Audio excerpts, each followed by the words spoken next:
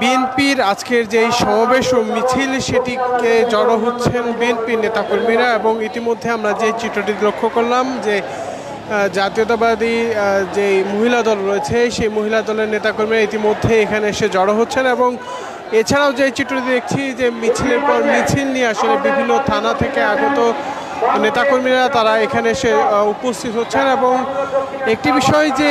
তারা আজকে ব্যানারে যে বিষয়টি উল্লেখ করেছেন বিএনপি চেয়ারপারসন খালেদা জিয়ার সুচিকিৎসার জন্য বিদেশ প্রেরণ এবং তারেক রহমান এবং অন্যান্য যে বিএনপি নেতাকর্মীরা গ্রেফতার হয়ে কারাগারে আছেন তাদের নিঃশর্ত মুক্তির দাবিতে বিএনপির যেই নেতাকর্মীরা রয়েছেন তারা তাদের যে কর্মসূচি সেই কর্মসূচিগুলো পালন করছেন এবং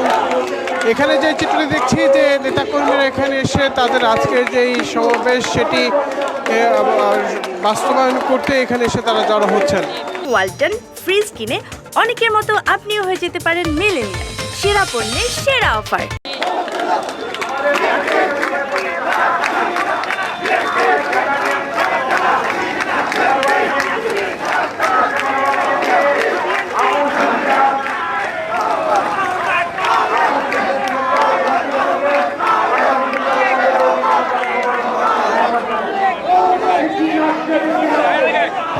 মিছিল আসলে বিভিন্ন স্থান থেকে বিভিন্ন থানা থেকে আসা মিছিলগুলো তারা এখানে এসে জড়ো হচ্ছেন এবং আজকে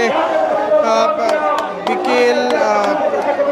3:30 থেকে আসলে তাদের যে মিছিলের কার্যক্রম বা সমাবেশ করার কথা রয়েছে সেটি শুরু হবে এবং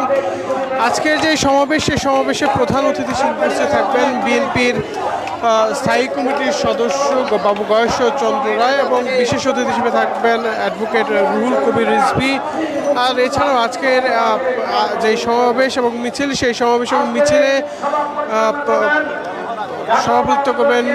বীর মুক্তিযোদ্ধা আব্দুল সালাম আহ্বায়ক ঢাকা মহানগর দক্ষিণ বিএনপি। এছাড়াও সঞ্চালক হিসেবে থাকবেন রফিকুল আলম মজনু, তিনি আসলে আজকে এখানকার যে সমাবেশ সেটির সঞ্চালক হিসেবে কার্যক্রম করবেন এবং এখন পর্যন্ত এখানে যে চিত্রটি দেখছি যে মিছিলগুলো তারা আসছে এবং তারা যে আজকের মিছিলগুলো সেই মিছিলগুলোতে ব্যানারে যে বিষয়টি উল্লেখ করেছেন যে খালেদা জিয়ার সুচিকিৎসা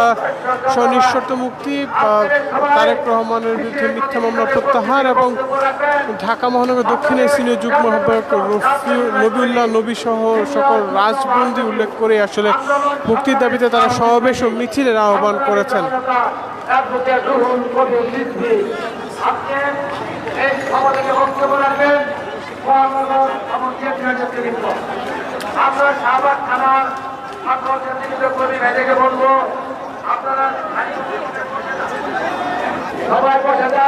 আজকের এই সমাবেশটি সেই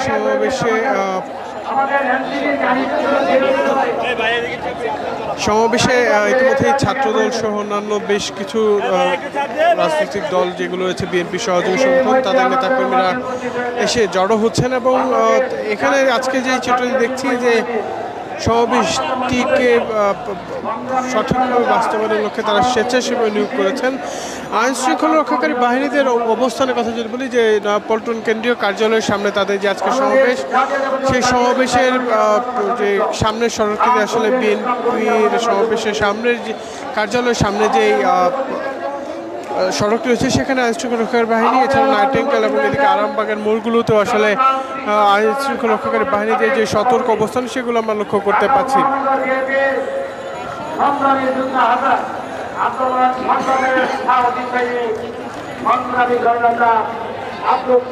দর্শক, এই ছিল মূলত আজকে বিএনপির যে সমাবেশ সেই সমাবেশের সর্বশেষ চিত্র। এছাড়াও বিএনপির সমাবেশের যে সার্বিক চিত্র সেটি আসলে আমরা পরবর্তীতে জানানোর চেষ্টা করব। ধন্যবাদ সকলকে।